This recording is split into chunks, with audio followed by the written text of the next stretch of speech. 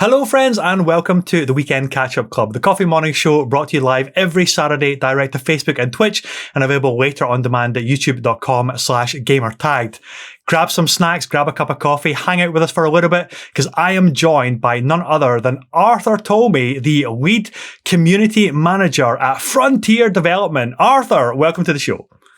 Hello. Thank you for having me on. Sorry it's taking me so long to get around to coming on the show. I know I keep saying yes, I'll come on, and then I'm never available. So thank you for hanging out. You're busy. That's the problem. You're be moving house. You're starting new jobs. You got a few things going on. One or two. But yeah, glad to be here. Thank you. You are most welcome, buddy. How are things going for you at the moment? And with everything that's going on, obviously lockdown, the new home, and everything that's going on, how are you and the team all doing with this craziness that's happening? Yeah, it's been really weird. So just for full context, I moved house. The house I'm in, I never even looked at. I just moved in. I bought it online, found a new build, and was like, that'll do. Didn't actually get to walk into, not even my house, it was a replica of this house until like a week before we actually moved in. So did that, left the job and joined Frontier all on camera. I've only met in person, I think, 4 or 5 people that work at Frontier in the 9 or 10 months I've been there. Yeah. But my boss's boss lives like 3 houses down, and the head of commercial or head of finance lives like two doors over. Which is great, but you can never pull a sickie because they'd know. They'd be like, "Bro, I saw you I saw you in your garden. You look very ill." I'm like, oh. Yeah. How was that beer for breakfast, Arthur, when you had your feet up in your deck chair? yeah, exactly. But no, it's been great. The team I've walked into are fantastic. We expanded it by 2 members since I've joined. I'm really blessed to have a really good team who made the transition really, because it's difficult. Like joining a job is difficult anyways, but doing it all on camera is really, really hard. Yeah. Although it now feels normal, everything like whereas in the past, a podcast for me would feel a bit weird. It now just feels, I'm just having a chat now. Like this is how I talk to most people, is through a little window on my computer. So yeah. It's such a weird thing, because you mentioned it there that you never got onboarded at the company in person, and you still technically haven't. And we're seeing that with lots of people that are starting new jobs in the industry or moving to new positions, but they've never been to the offices, they've never met anybody in person. It's all of this virtual conferencing stuff that is a way to try and get a quick rapport with people, but also it's that kind of disconnect, but you're maybe connecting more than what you would sometimes. It's so weird. It's little things like you don't know how big people are. Like you don't know how tall someone is, because you just see someone sat in a chair, so you're just like, well, they're the same size as me, and I've had it said to me like, you are massive, and I'm like, well, I'm not really. Like, well, you are, because we thought you were like 5 foot, and I'm like, well, I'm not. I'm a little bit taller than that, but they're like, we had no idea you were this big. I'm like, likewise, I didn't know what you look. I knew what you looked like, but in like you could be sitting in a miniature home for all I know. I don't know, but it's weird. It's weird. You don't get the mannerisms very well, and it can be quite awkward, like when you're talking to people for the first time, and you can't. It's really hard to read a virtual room. I maintain that's impossible to do. Like you're just seeing people hidden behind cameras and stuff. Especially the worst part. I make a thing of always having my camera on. But the worst part is in the room with just the initials, because you just don't know what you're talking, and you're like, what are these people? Are they even there? Like, is anyone in the room? So I know, it's so weird. I always try to have my camera on at all times as well. And the biggest thing that I'm getting hit with at the moment is like, oh my God, like look at your space, look how good your camera is. How are you doing that sort of thing? Which is fun, because it's like an opening talking point. I haven't had the height issue yet, but to be fair, Arthur, you are about the height of Lady Dimitrescu in person. So I can see that would be a bit of a, that could catch people out when all they do is ever see you sitting down. There was a movie I remember a while ago. I can't remember the name of it now, but one of the characters was talking the same. They were standing, another person was sitting, and they were the same. I think it was a Jackie Chan film actually, and they were the same height. Jackie was the same height as the guy he was talking to, who was sitting down, and then the character just stood up. I can imagine that's probably like yourself. Yeah, well, a little bit, but yeah, it's just weird. Like, it's fun when people see you for the first time. It's like, oh, you're you. I'm like, yeah, it's me. So exactly. So let's talk a little bit about your journey into the games industry, because it is such a brilliant story. And I'd love for you to be able to tell it if you're up for that, because you started originally owning and running this wicked game center space. Yeah. So please, tell us all about it. All right. So I start. So it's weird. It's a weird start. I have to start really before I did extreme gaming. So I worked within sort of corporate security. So I was behind the scenes doing a lot of investigations and stuff like that. And I enjoyed that a lot. But I've always been a gamer. Like from the year that I had Pong and all that sort of stuff. So I've grown up with games. I loved it. And my brother's housewarming party, my brother Sam, as we went around his, and we had Halo on the original Xbox, the brick, and these 4 great big CRT TVs in his living room. I remember us getting a Netgear network hub, and we couldn't work out why it wouldn't work. The network wouldn't hub. We changed the hubs like 5-6 times, but then we realized the original Xbox didn't actually come with a LAN cable. It came with a system link cable, which wasn't the same. It looked like a LAN cable. It wasn't the same. So that was our first networking challenge. We did that, and we spent the entire day playing Halo 1, the original Halo 1, in his living room, to a point where his wife came in and said, like, are you going to socialise with the rest of the guests here? Because you haven't come out. So we, next morning, nursing significant hangovers, we sat there and we were like, we could do this, but we could do it, like, because PC gaming centres were about, but no one had done console. And we were like, look, we could do a console gaming centre because these work. And like, just for many reasons, practical reasons, why console would be better than a PC gaming centre. We said, well, look, we were in a position lucky enough to earn the sort of money where we can do this. And 2007, we started sort of all the finding a place and scoping it all out. And just at the right time, because the Xbox 360 came out, which was an amazing console. And that was it. Late 2007 or 2008, we opened Extreme Gaming. It ran for 11 years. Still runs now as a white label company, doing events behind the closed doors. But I had the most amount of fun doing that, meeting people, spending all day, not playing games, but just being around gamers, chatting stuff, doing all-nighters and watching every E3 that came around, and having like a core group would come in and sit, and all of us would just watch E3 or whatever big announcement was going to be, we'd sit and do. We did events for Bethesda and Cody's, Capcom, loads of stuff. We did an event in Scotland. We did EGX. We've done loads and loads of stuff. Did stuff at the Game Awards with Microsoft and Gears. Huge amount of fun doing that. And that was Extreme Gaming. And it was a very sad day when we said, look, we're going to move on from it. Because being brutally honest, like, a lot of the money come from events because you make so much money doing events. And high streets are really tough places to be. And we were just like, look, with an adult head on, because we're not getting any younger, we were like, look, we're going to have to really make a decision here. And I was like, look, I kind of want to move into the other side of the industry. And that was it. I saw it open at 2K, make some of my favorite games, XCOM being one of them. So I was like, I see a job becoming, and I kind of knew what they had on the horizon with Borderlands. And I was like, it has to be Borderlands 3. And I love Borderlands. So I was like, I'm going for it. And I went for it, and that was it. And then obviously stayed there, and then moved on from 2K and to another game that I deeply adore. Has been part of my life, well, since it came out, really. I've said this story many times, but I could never play Elite. The first one, I wasn't smart enough. Or I was too young. I wasn't smart. And then I remember getting Frontier, and it came in this massive galaxy map, and I'm fascinated with space and all that sort of stuff, aliens, conspiracy theories, all that sort of jazz. Love it. So Elite's been with me forever. I backed Elite Dangerous before it came out. So yeah, and now I'm here. So it's fantastic. That's kind of a bridge. There's so much more stuff that went on. But yeah.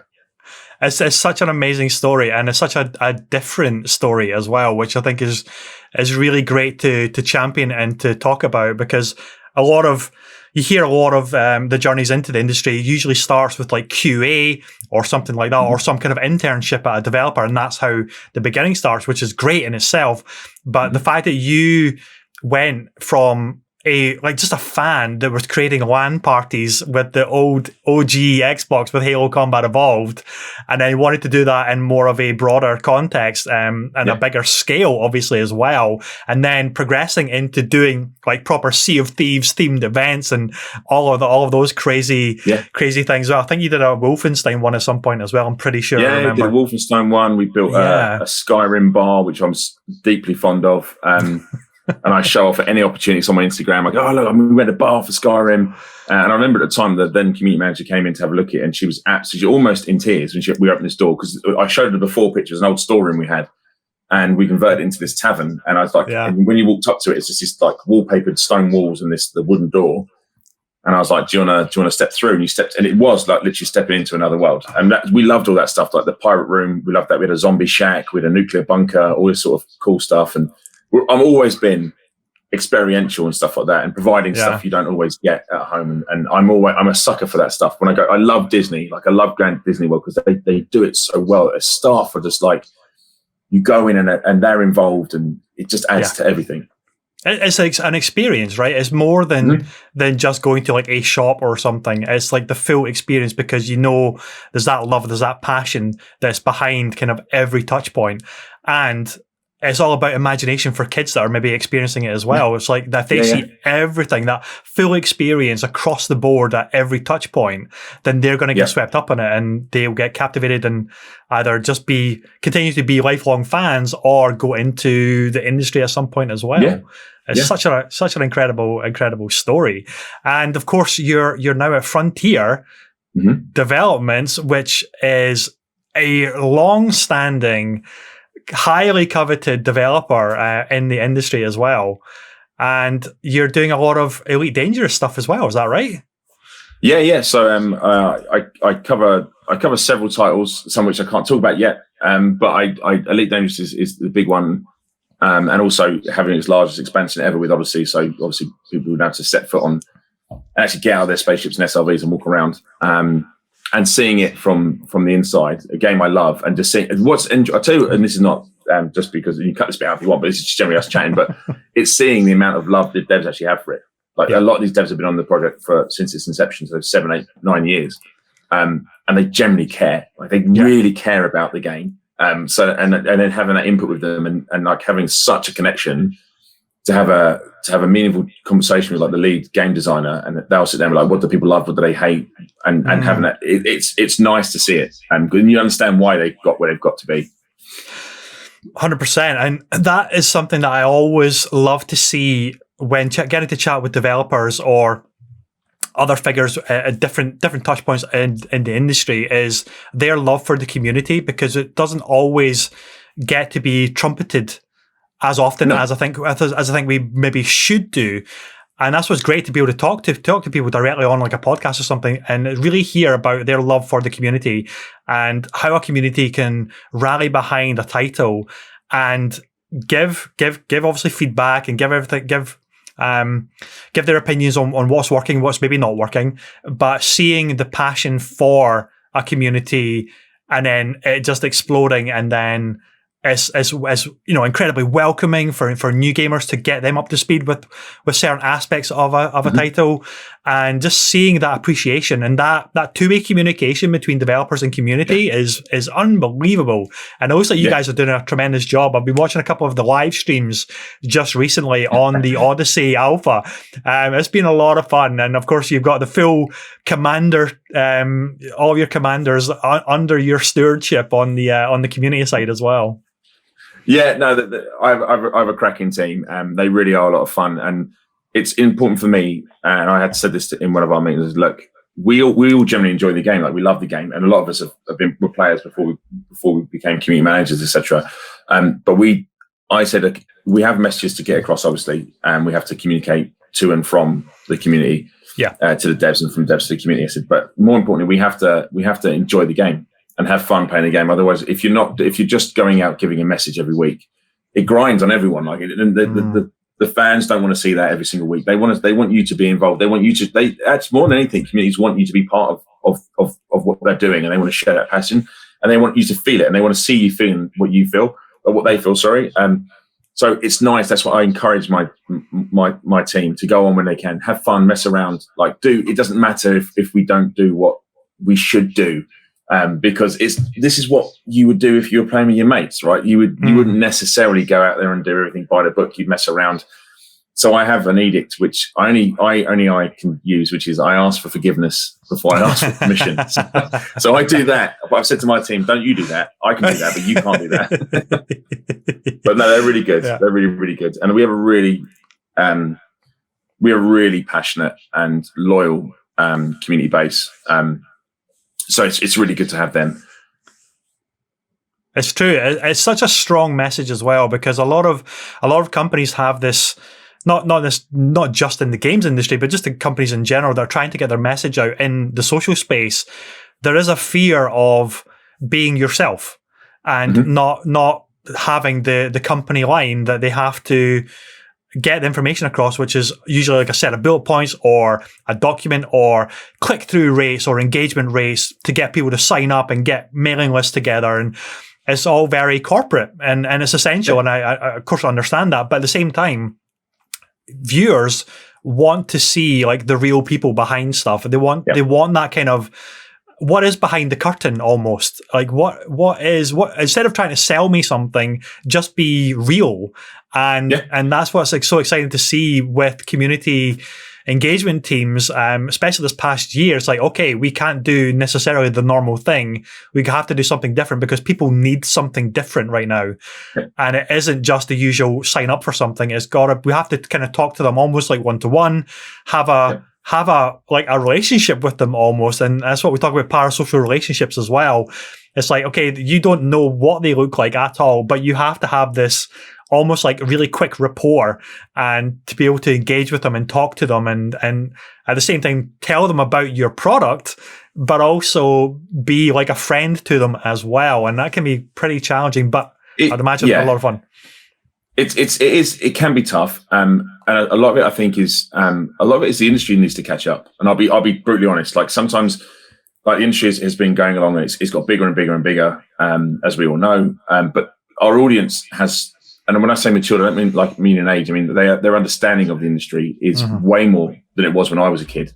When I was a kid, if someone told me about a computer game, I would look at you're probably the same. You're probably younger than I, but you'd look at the back of a box and you'd be like, "It's the game I'm getting. That is the game I'm getting. I'm going to put the game." You put it in. I remember getting it was something like I can't remember what it was called now. Some old Sega game, and I had an Amstrad CPC 6128, and I bought this game and I was like. Looked at the back of the box, I was like, this is incredible. It's going to be ready. Pop the disc in. It looked nothing like it. It was awful. And I was like, what is this? I believed everything. But I think what players, well, not even fans, players just like to be told the truth. And even if it's bad news, they can just rather be told the truth. And I'm a big advocate of, look, I'll give you the answer. It may not be the answer you want to hear, but it'll be the answer. And we're starting to make inroads, but it is terrifying. It's terrifying for companies, not just Frontier, but for all of them, because again, I've said this before, like when I was younger, my information came in a magazine and I'd read that magazine. That was it. Now, any information that goes out is digital. It gets analyzed, gets broken down. Every single aspect gets, there's this layer of fear that goes into everything that goes out, because like any game development or any product, when it's being designed, there's always going to be an element of, well, this worked to a point and we got rid of it because it just for whatever reason just didn't work. Yep. But now, you put something out there like concept art, and my God, you've spawned this thing now, and it's just like, and they're terrified, absolutely. And it's not because they want to keep secrets. It's born out of not wanting to let people down. And I'm actually like, tell them, show people. I'm like, show people what you were going to do and didn't do, like because they find it way more interesting. Like I find, and I push for, and I haven't got it yet. I push for it. Give me all the bugs. Show me the bugs that went wrong, because people love seeing that stuff. Like, show me the bit where the commander had 4 legs and was running around upside down and stuff. Like, just show people the process of how difficult this can be. But I'm an advocate of tell people how it is. Don't try and sugarcoat it, because our audience is way more mature now and they understand that speak. If you start talking like using buzzwords and bullet points, they know they're being sold a product. And it's like when you meet a salesman, and I hate it. I can't stand it. I'd much rather just tell people how it is and just be like, look, this is fun. This shouldn't work. Or isn't that funny? Or look, he's glitched through the floor. I don't shy away from anything. It's like, this is what it is. This is the game you're playing. So You can still have fun. Doesn't matter if part of it you don't like or there's an aspect you don't like. That's cool. It's okay to not like something. Yeah, that is so true. And yeah, you mentioned about our generation where whether it was like Spectrum ZXs, BBC Micros, or the NES cartridges, we just had like Nintendo Entertainment Monthly or PC Gamer. And that was all we kind of knew in terms of games media, what got actually printed. Whereas now, everything is out there or can be gotten to without any real, at times, context, and things get leaked and it becomes uncontrollable. But at the same time, if you're constantly having like a good open dialogue with your community, it's more controllable and it's more manageable, and therefore expectations can be managed as well. Yep. And I would absolutely love to see more of that. And I think in some cases, developers are doing that. I know, like Warframe, for example, that's been going for like over 10 years. And they have been constantly always doing their developer diaries and their developer live streams where they're constantly talking to the community. And if things didn't work, like you said, if things didn't work, they'll address it and then they'll say, okay, we had to change it or we had to pull it, or this feature we wanted to implement and you guys were maybe really looking forward to it. We just had to pull because it was knocking out. It was having this effect of like completely destroying something else of the game, and then it just didn't work out. So it's fascinating to see like the not like the early access, but the ongoing live service MMO style of games that can have a long tail of content, a long tail of communication with their community.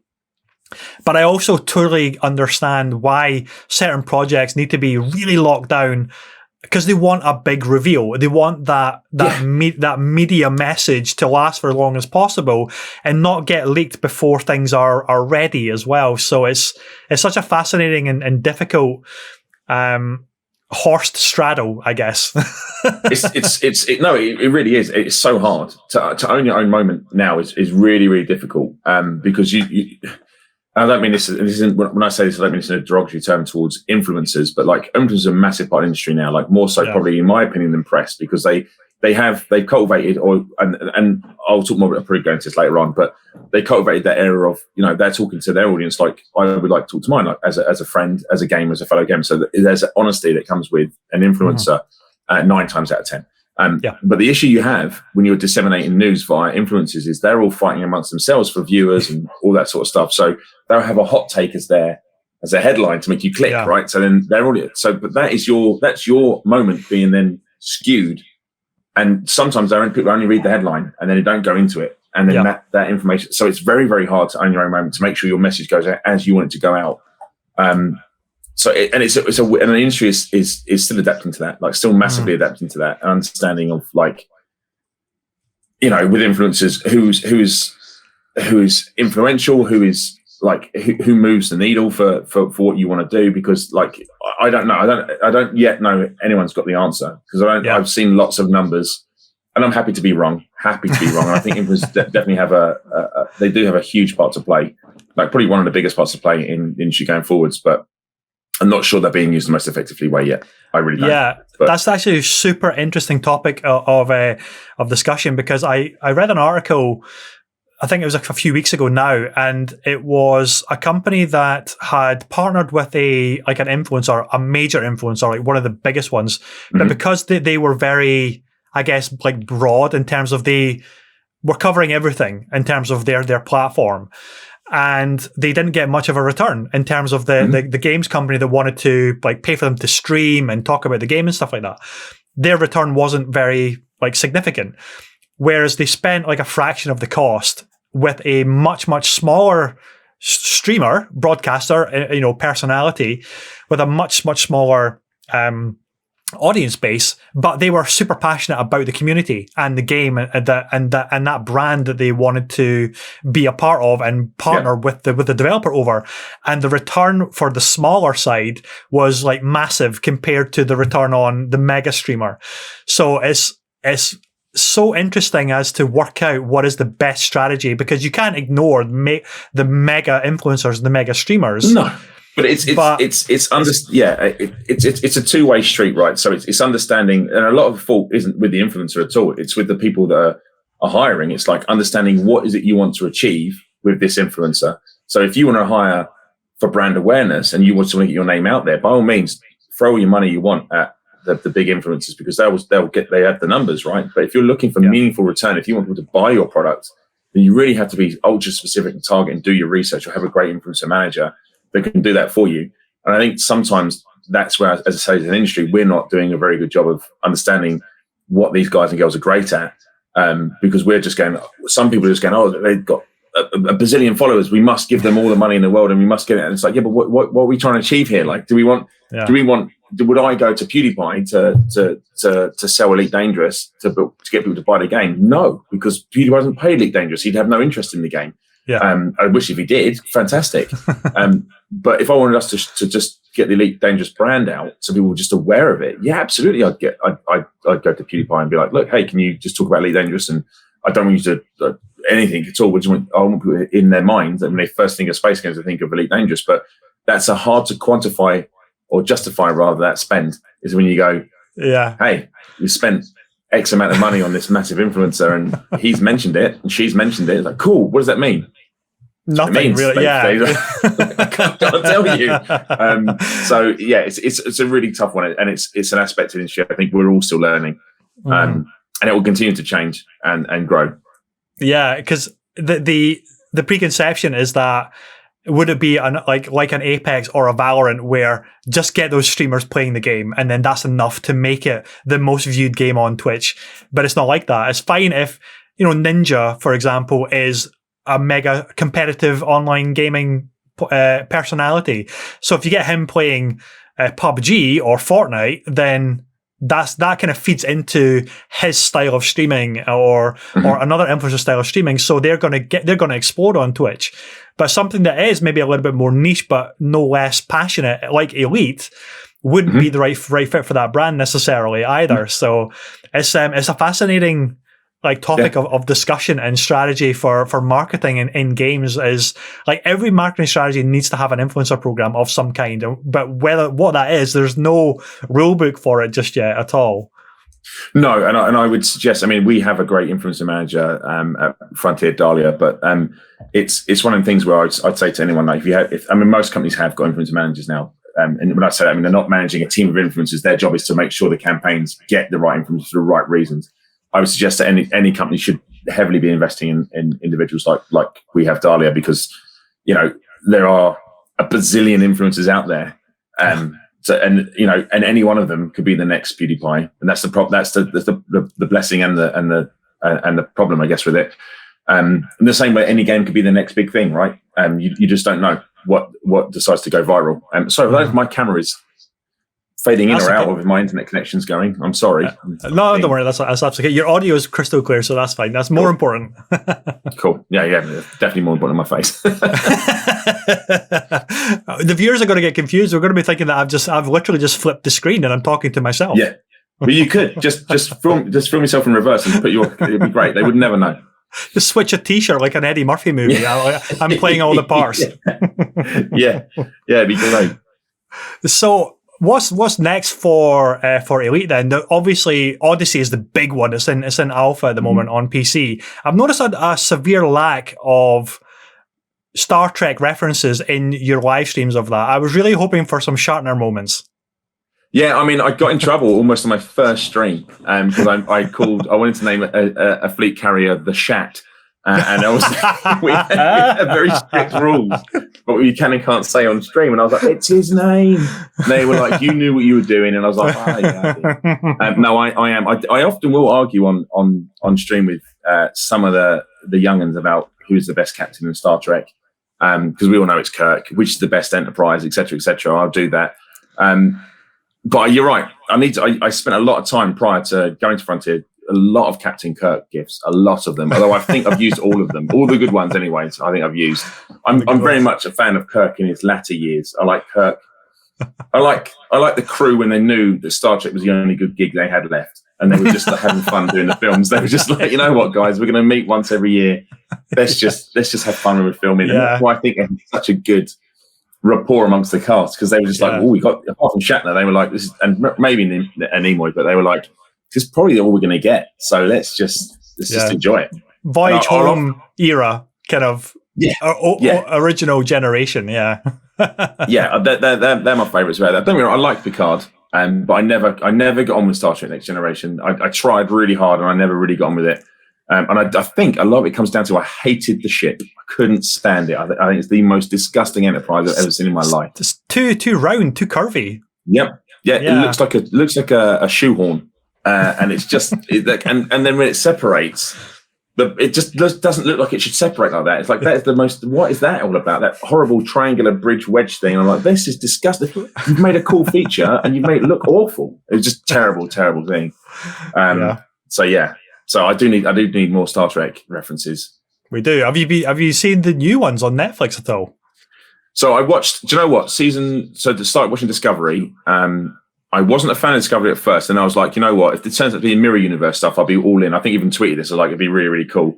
And then it literally was the midpoint of season 1. It was amazing. Some great episodes. Season 2 felt really poor for me. And season 3, I got 2 episodes in. I was like, this is awful. I just switched it off. I couldn't watch it.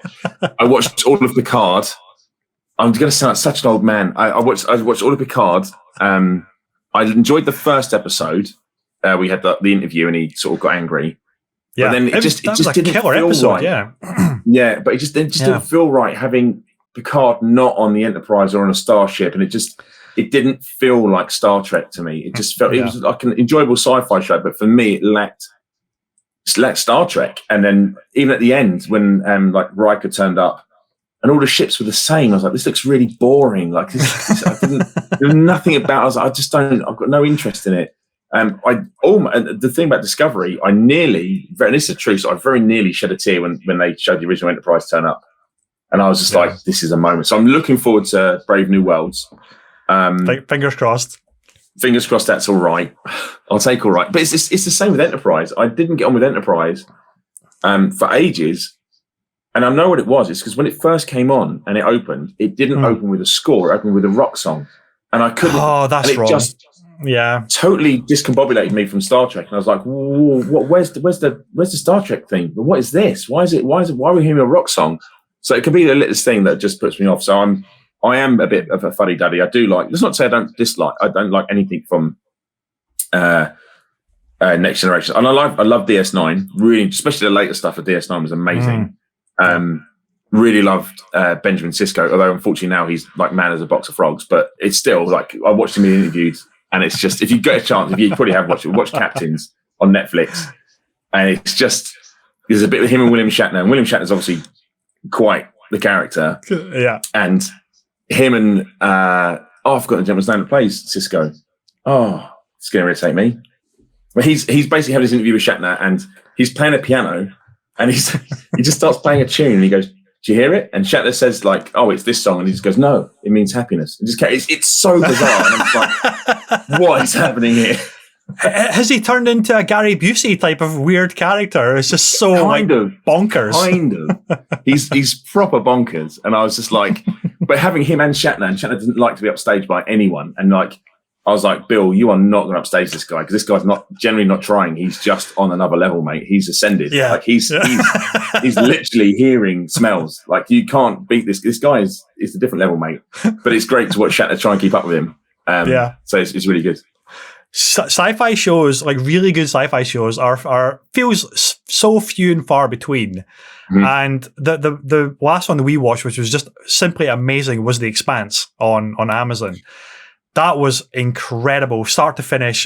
It was, I think, next year is the final season. Oh, really? Oh man, I recommend that. That is absolutely outstanding. So, I've tried. Oh, stick with it. How far did you get? Fourth trying. I've only got like 4 episodes in, and I keep trying, but the problem is, and I leave it so long, you forget, and then you go back to the beginning. Watch the 4 episodes again. But everyone keeps going like it's the best thing ever, and I've seen some of the combat stuff, and I'm like, kind of want to watch this, but I've got to get through the first 5, 6 episodes. I think. Honestly, the space combat, the production values are insane for that. So I don't know what their budget was like, but the visual effects are just mental. And the space combat, it has that Battlestar Galactica reboot kind of vibe to it. Yeah. And because we were the same at first. Like the first kind of 3 to 4 episodes, we were like, I'm not sure I'm vibing with this at all. It's a bit weird. I don't really know what's going on. But then it just clicks, and then it becomes fascinating. All of the sub story arcs all have such great meaning and weight to them. And there's this political machinations going on, as well as the science fiction, and every single character is so well thought out and well realized. It's you got to bear with it. You got to just get through season 1 and I think I'm going to have to. Everyone keeps telling me to do it. But I did this with Game of Thrones. I left Game of Thrones to like the 4th, 5th season, and they were like, "You've got to watch it." And then I watched it, and then obviously got all the way to the end, and was like, "Oh." Season 8. So I haven't watched. What's the one everyone's going about now? The police show. Everyone's going about that. And is that Line of Duty? We haven't watched that either. Yeah, we were going to as well. Yeah, I was going to, but then I saw the talk about the last episode, and I was like, I can't be burnt again. I can't go through this again. I can't watch something and get all the way to the end and have it ruined. So I'm going to get on a mess. Yeah. So let's circle back to Elite and game dev, because we kind of went off on a brilliant tangent, and I do love that. I do love it when we go off on tangents. So is there any indication that you can obviously talk about of when Odyssey is going to be making its console migration into that version of the game at all? Yeah, so obviously it's fall of 2020. What year in? 21, aren't we? Yeah, so 21 this year. It'll be holiday season this year. I hate the fact that we use American terms, because I can never remember what it's supposed to be what. But fall of this year, we'll be going to console. I'm acutely aware of it. I'm a console player first, so I play predominantly on console. So I really want to play Odyssey on console, but there's a lot of stuff I need to do to get it to work on console, because it's got to work on original Xbox and PS4. So there's a lot of stuff they've got to sort of make sure it fits and runs properly. Yeah. So there's a lot of work going in, and Dr. K, who you may well know is super, super smart, but she alluded to, or explained about our last one, where we have like this, we do have in the offices like a whole studio designed for this, where we can just go in and just like get the build and put it all together and make sure it works on console. But obviously with the pandemic, we haven't had access to any of that stuff, and you can't go into all this stuff sort of. And that's when we put the initial announcement out, which was just shortly after I joined. And I was like, thanks guys, that's great for me to, hi, I'm new, and by the way, your game's been delayed. That's the main reason. Like, they can't get in and start doing all that stuff. So they're working on it sort of now. They're going to get the PC relaunch is scheduled for May 19. And obviously that's delayed. People forget that was supposed to come out, I think, in March. So that shows you how much that was delayed by, which is why the alpha was in such a good state when it went in, because obviously they're still working on it. And they will be going hell for leather to get the console out this year, but it will be full this year. That's awesome. I'll be looking forward to it, because I criminally haven't been into Elite Dangerous since I think it originally launched on the Xbox version, and I've always been fascinated by it and wanting to jump back into it, but also intimidated as well as to how sim heavy focused it is. And I thought, oh god, how is this going to work on a gamepad?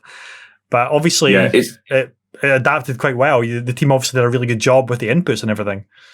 Yeah, I mean, I use gamepad even when I'm playing on PC.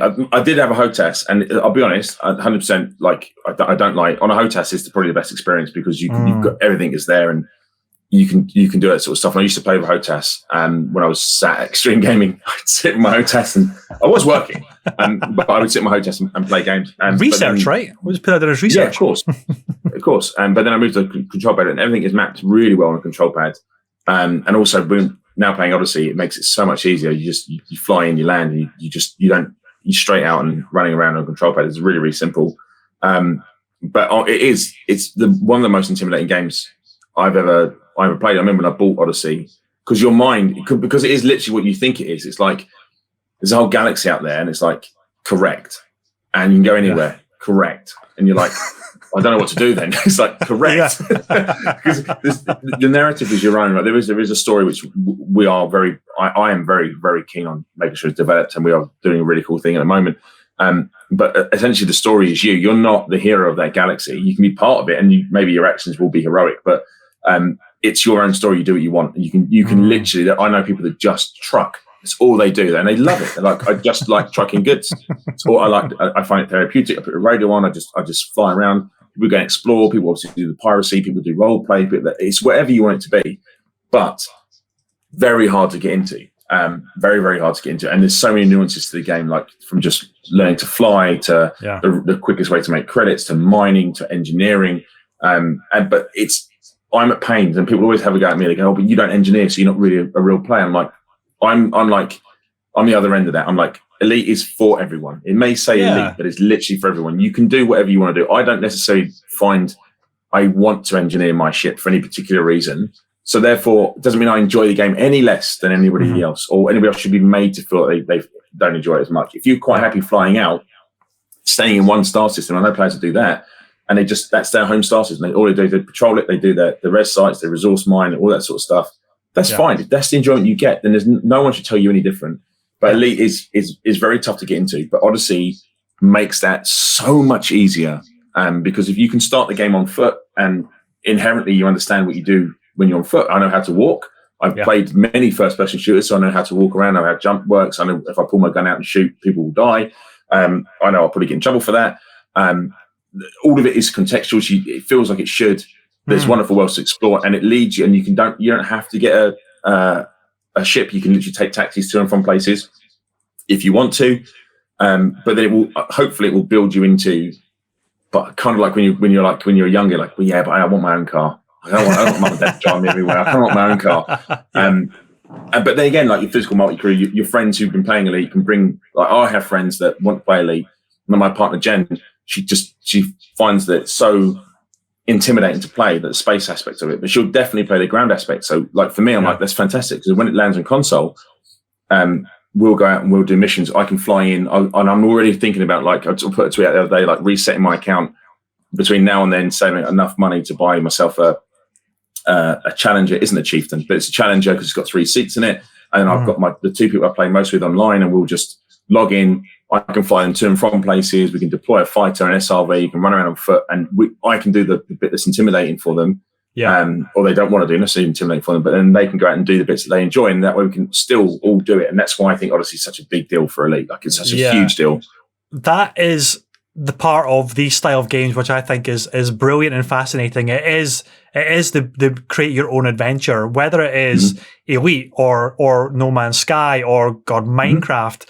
You can basically pick an aspect of it that really gels with you, or however you're feeling at any given play session. If I just want to mine, I can mine. If I want to get into combat, I can do that. If I want to just like surf around a planet side and just sightsee, you can do that as well. And I think that is so amazing that games are kind of robust enough, but also kind of evolve enough to be able to give these experiences. That there is no set way to play it. You can play it any way you want to play it, and that freedom of creativity can be intimidating for sure, daunting, and also you're like, well, I'm not going to play it because I just feel completely lost. What am I supposed to do? I need a structure. Wait, where do I go? What do I do? But there's that as well, and it seems like there's definitely going to be a lot of that for the Odyssey side of it when that eventually launches, and that's super exciting to see. Yeah, Odyssey definitely feels a lot more like a traditional video game when you first start. And an example being the tutorial, which we didn't show in the alpha, but I got to play through. It's actually the tutorial I played the most, because that every time I got to see Odyssey, that was the one level they would add extra stuff in first to test to see if it worked. So I got to see the new light and new atmospheres, all that sort of stuff via the tutorial. But the tutorial is a really good way of showing all the new mechanics in the game, and it feels more like a traditional start to a game. So you go through, and if you're already playing Elite, you get to see it as a flashback, which is really cool. But it's just a more natural step for players to get into, and then they understand how it is a sim. So like the planets you're on are affected by gravity and stuff like that. If you throw a grenade on a low G planet, it's going to go. It's going to keep going. But it's good, and I think players will really enjoy it. And I think you touched it like there, but one of the things I love most about Elite is the emergent gameplay that comes out of it. There are full-on pirate lords out there with their whole clan that go around, and there's whole subsectors they'll patrol and stuff like that. There's the fuel rats that go out and rescue abandoned players who haven't got enough fuel for their journey, and they'll literally go via Discord and send like an emergency. Like the RAC will go out and fix them. The whole SEALs do the same thing if your hull's damaged. There's loads of stuff. Like AXI, Anti-Xeno Initiative, that'll go and fight Thargoids when they arrive, and like whenever there's a Thargoid incursion, I love watching it because you literally just watch their Discords all light up, and it is like a war room. Like we press the button because we know it's coming, and you just watch, and it's like bing, bing, bing, bing, bing. Oh, there's an incursion here. And you just watch all their squadrons just light up and just head to these areas. It's really, really impressive to watch. It's really fun. That's amazing. How difficult is it to see something in development that you've maybe got like a first hands on and not just blurt it out on Twitter because you want to like tell everybody about it? I am terrible at it. Like even the narrative stuff, I'm like, oh, it's a really cool thing, and I'm like, oh, I kind of want to tell you, and I want to tell you why it's so cool because it's this, is that. And I saw someone tweet the other day, and they were like, yeah, well, they brought back news and stuff, but I haven't really seen anything, and it just feels like it's just background news. There's no real big narrative, and I'm like, they're just trying to bait you, Arthur. That's it. They're just trying to get... I know. It's working. And I was just like, no, there's a bigger thing. I'm not just going to do a story. It's not just like, it's not a one shot. I keep saying this. But yeah, no, it's very difficult to keep things under wraps. Yeah, I can imagine. And obviously E3 and everything is the usual convention scene is coming up over the next few weeks and months. How hard is that going to be for you guys as a team to still do like the big hype reveals and stuff, but there's not the in-person event scene anymore at the moment anyway? Yeah, I don't know. It's difficult. See, I've seen it from two different sides. Obviously, when I was working at 2K, they had a lot of money.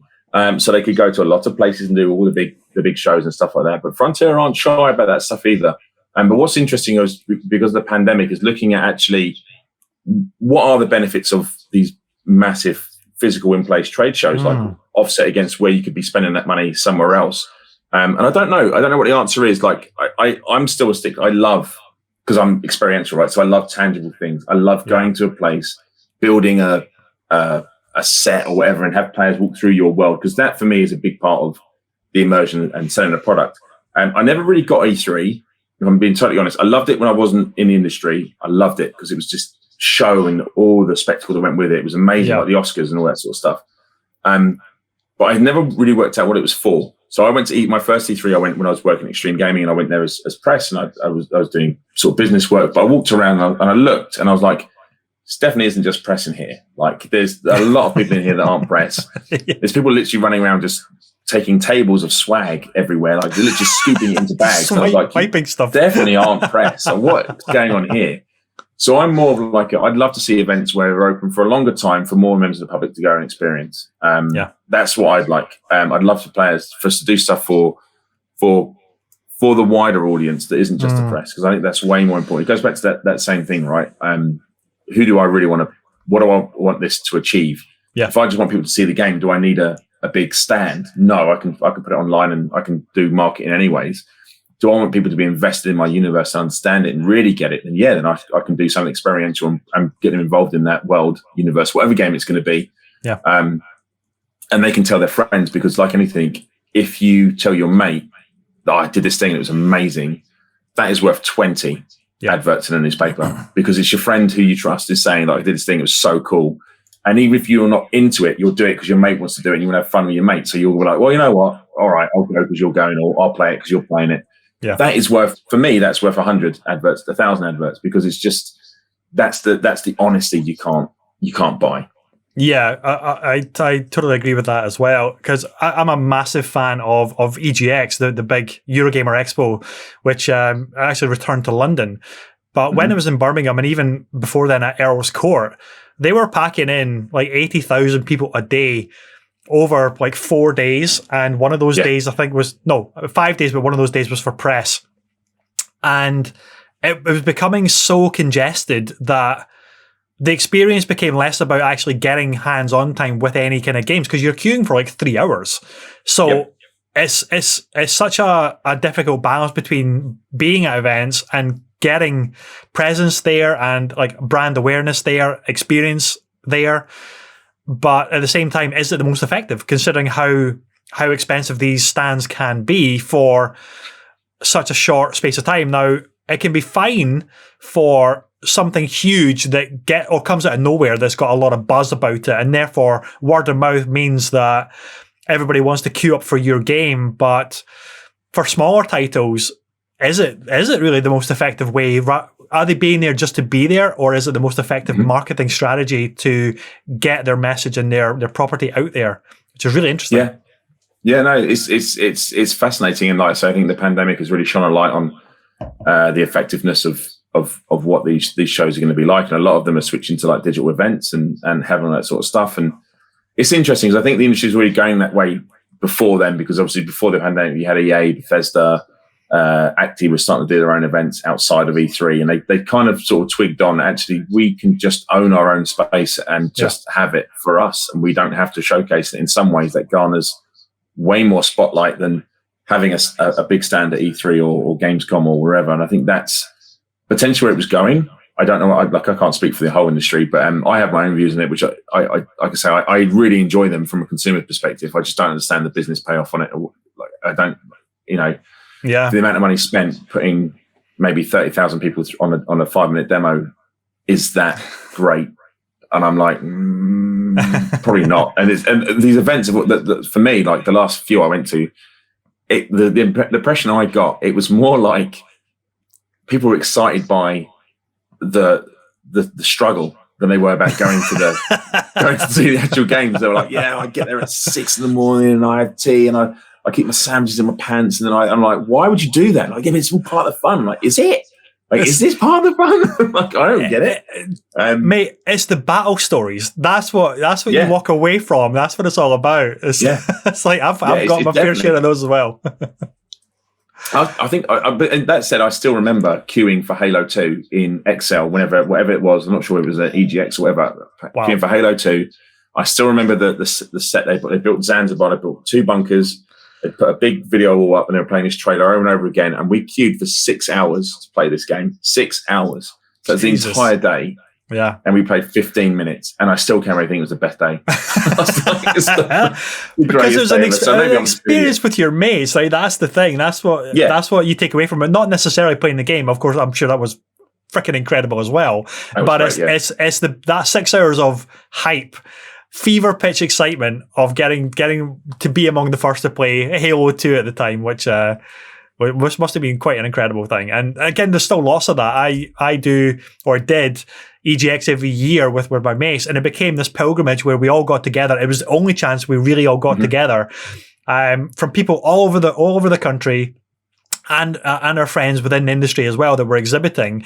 It was the only chance once a year where we all got together. And weirdly, it became less about the games and more about the people that we got to spend some time with at the event. And we created these kind of like barrel stories as well about, that year at EGX we did this thing and we saw that, or we had to knock an old lady over and push a little kid into the Strange Brigade sand to get first place, in the queue, all that kind of stuff. Not that we ever did that. We would never do that. No. Alleged, never proven. Yeah. They never found the body, so it's all right. Exactly. They didn't see me. I was wearing a mask, so they can't identify me. That's why I got arrested. Right, now I get it now. I am. But it's super interesting to see where the event scene is going to go, because are they becoming less relevant now, especially when you see the Capcom approach to the way that they've marketed Resident Evil, where instead of the timed demo at a stand, they put out a timed demo for basically everybody to play. And that carries this viral messaging with the memes and the clips, and people are talking about it. Did you see that scene in Resident Evil demo? Did this thing happen to you? It's like, no, I only had 15 minutes and I was scared shitless the entire time. I didn't go anywhere. I just hid in the bushes. So there's all these different stories and ways that marketing can do more for you than a closed room where you only get maybe 10, 15 minutes and 3 hours of queuing. Yeah, I mean, I think it's like all things. I think sometimes it goes full circle, right? Like, I remember getting demos and stuff off the front of a magazine and going home and running and playing 15, 16 different demos. And you often would buy a game based on a demo. And obviously, working this side of the industry, and you're probably aware of this yourself, but it's like, to create a vertical slice that can go out like that is very, very difficult because obviously development time, etc. But I do think there is, and this goes back to the influencer program we were talking about before, I do think there's a case of the money I'm spending on all this marketing, like building a stand or spending on influencers, maybe if I put that into dev time and said, look, I want a demo or 3 different demos I can put out over my campaign, would that be more effective because that way you can literally expose it to everyone. Because one thing everyone loves is free stuff. If I turn around to people and say, hey, look, here's a demo. You ain't got to pay nothing. You can play for an hour, and it's a full game. You can play for an hour, see how far you can get.